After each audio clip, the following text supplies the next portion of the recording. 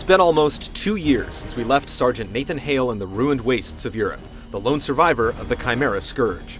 It's also been about 2 years since the PlayStation 3 launched, with Fall of Man as its premier piece of software, and brand new franchise packed with impressive graphics and huge multiplayer capabilities. Has the sequel cemented a legacy, or will this resistance be crushed?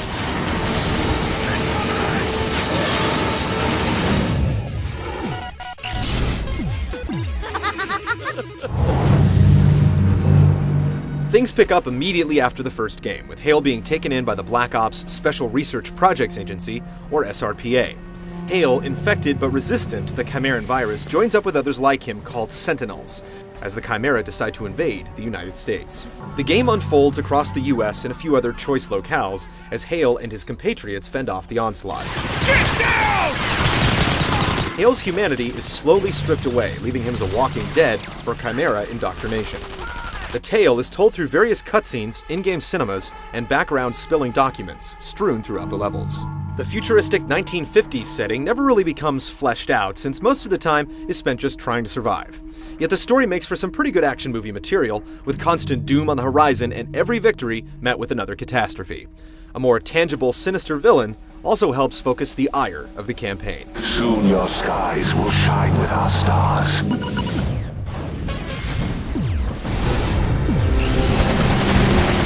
This time around, the boys at Insomniac have decided to fall more in line with modern shooter perceptions. The traditional health bar is gone, replaced by a regenerating one. You're limited to 2 weapons at a time, thankfully all with an alternate fire, with some new pieces entering the arsenal, like the limb-tearing splicer.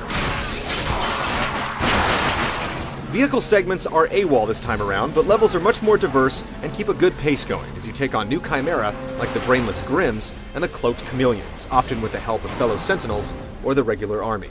There's some exquisite locations with a wider spectrum of colors, but our old friend the Invisible Wall returns, striking down many tactical plays.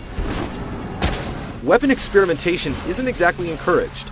The most appropriate armament always seems to be conveniently available at each scenario, and death sometimes has you restart at a checkpoint with a different gun than you had, and it's usually more apt to do the job.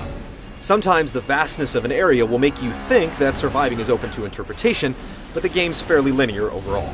Multiplayer comes in 2 flavors. There's the traditional competitive option where up to 60 players can duke it out in a variety of game modes, and a new cooperative campaign that's unlike anything seen in first-person shooters.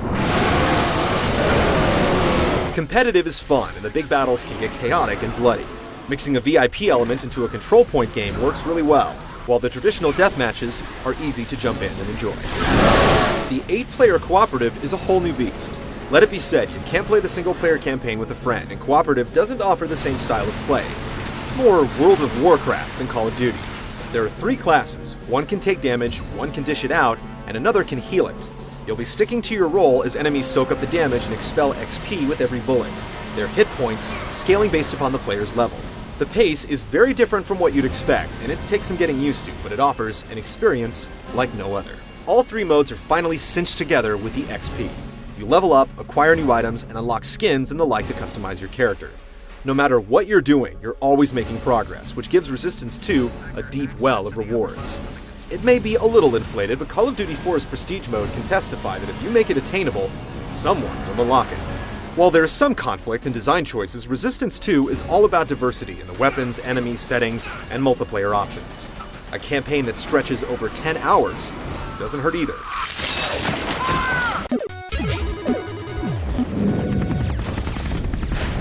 Command, we're in the detention wing and are en route to Daedalus. Resistance 2 gets all the tenets of combat right. The controls feel smooth, with no more 6-axis shake to remove facehuggers, and headshots are appropriately rewarded. The Chimera Horde put up plenty of challenge, more with sheer numbers and firepower than proper intelligence. The Grims are brainless and just swarm, and enemies in general seem to ignore your fellow soldiers and hone in on you. Bosses feel bigger than life until you discover the simple pattern or puzzle to defeat them. Yet there are multiple levels of difficulty and trophies to unlock, and repeated plays of the campaign continue to net you XP. Holy shit! Strike off! It can become incredibly addictive. Chimeran shock troops do know how to take cover and exploit yours, and it's one of the few games these days that gets better as you go. Playing with all the weapons in their modes is satisfying, but Insomniac's penchant for creating inventive ways to destroy is a little muted here. Though we realize that some consistencies are essential in creating a universe, a few too many armaments return from Fall of Man. The competitive multiplayer is fine on all fronts, with objective-based gameplay, and breaking 30-man teams into more manageable chunks keeps things motivating. Lag isn't really an issue, even with 60 players in a game at once. Resistance 2 plays like a typical first-person shooter. There's no real hook to the gameplay, but what's here is executed extremely well.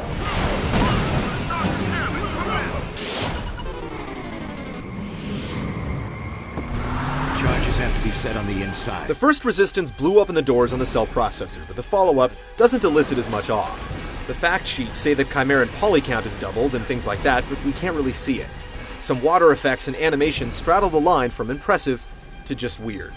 As you'd expect, multiplayer scales down its looks, but anytime anything or anyone explodes, it's aces. The musical score is impressive and dynamic, but like any good background music, it never pushes too far into the narrative. Victor 1, what's the holdup? The cinemas look great, using a new motion capture camera to recreate extremely detailed movements. While Nathan Hale's latest jaunt is undoubtedly one of the better looking and sounding games on the block, it doesn't shatter perception. Let's consider the subject closed. Are you gonna make your last hours count? Let's go.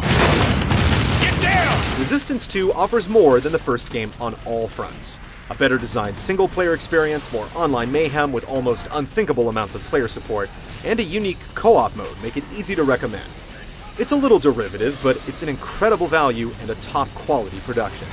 Hopefully, the next Resistance will be a revolution.